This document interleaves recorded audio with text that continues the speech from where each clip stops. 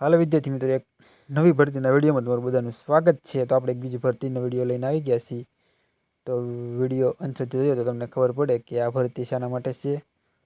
તો 12 પર ભરતી છે એલડીસી પોસ્ટ માટે 12મું ધોરણ, બરાબર। અને 2354 જગ્યા પર ભરતી છે। તો આપણે વાત કરીએ તો મહત્વપૂર્ણ તારીખની વાત કરવાના છીએ કે અરજી ફી શું રહેશે અને વય શ્રેણી ને શૈક્ષણિક લાયકાત છે, બરાબર। અને પસંદગી પ્રક્રિયા અને છેલ્લે આપણે એન્ડમાં જોઈશું કે અરજી પ્રક્રિયા કઈ રીતના અરજી તમારે કરવાની છે, બરાબર। DHHSB ડીએલસી ભરતી ને મહત્વપૂર્ણ લિંક વિશે પણ આપણે વાત કરવાના છીએ। તો વિડીયોમાં બન્યા રહેજો। તો આપણે જોઈએ તો પોસ્ટ છે 2354 અને 12 પાસ શૈક્ષણિક લાયકાત છે।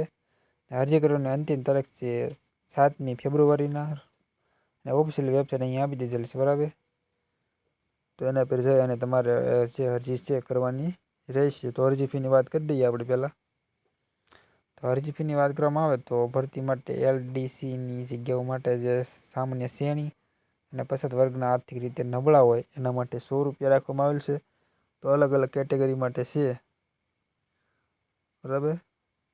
તો આમાં અરજી ફી છે 100 રૂપિયા જે ફિક્સ નક્કી કરેલ છે।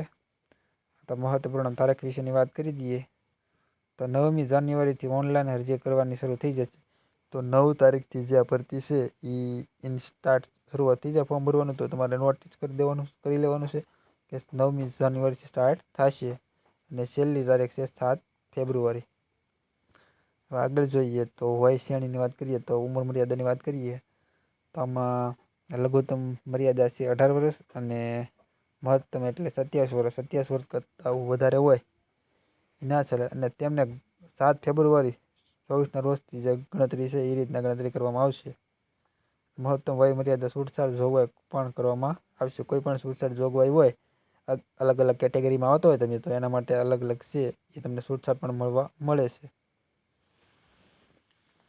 હવે આપણે વાત કરીએ પસંદગી પ્રક્રિયા તો આમાં જો એક પરીક્ષા લેખિત આવે છે, ટાઈપિંગ ટેસ્ટ અને ડોક્યુમેન્ટ વેરીફાઈ આ રીતની જે પ્રોસેસ છે હોય છે અને આ રીતના સિલેક્શન હોય છે। પહેલાં પરીક્ષા, પછી ટાઈપિંગ ટેસ્ટ અને બાદમાં જે શું કહેવાય આગળ જોઈએ શૈક્ષણિક લાયકાત વિશે તો આપણે જોઈ લીધું છે કે શૈક્ષણિક લાયકાત 12 પાસ છે। આમાં સીસીસીનો કોર્સ કરેલો ફરજિયાત માંગે છે। તો આ ઉપરાંત પોસ્ટ માટે ટાઈપિંગ નોલેજ હોવું જોઈએ। તો તમારે ટાઈપિંગ તમને આવડવું જોઈએ, કમ્પ્યુટર આવડવું જોઈએ, થોડી બેઝિક નોલેજ તો હોવું જ પડે, યાદ રાખવાનું છે બધાએ।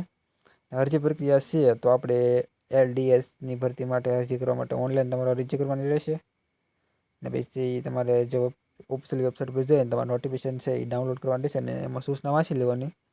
પછી તમારે ઓનલાઈન એપ્લાય પર પુષ્ટ કરી એટલે તમારે કન્ફર્મ કરવાનું રહેશે અને તમારે પછી પૂર્ણ એપ્લિકેશનના જે દસ્તાવેજો છે એ જે તમારા દસ્તાવેજો છે અપલોડ કરવાના રહેશે, બરાબર। તો એને પછી ફાઇનલ સબમિટ કરવાનું રહેશે। આ રીતના જે પ્રોસેસ છે। તો વિડીયો તમને સારો લાગે તો સબસ્ક્રાઈબ કરવાનું ભૂલતા નહીં અને લાઇક કરવાનું ભૂલતા નહીં। આવા વિડીયોમાં ડેલી સર્વિસ મૂકવામાં આવે છે। જય હિન્દ, જય ભારત।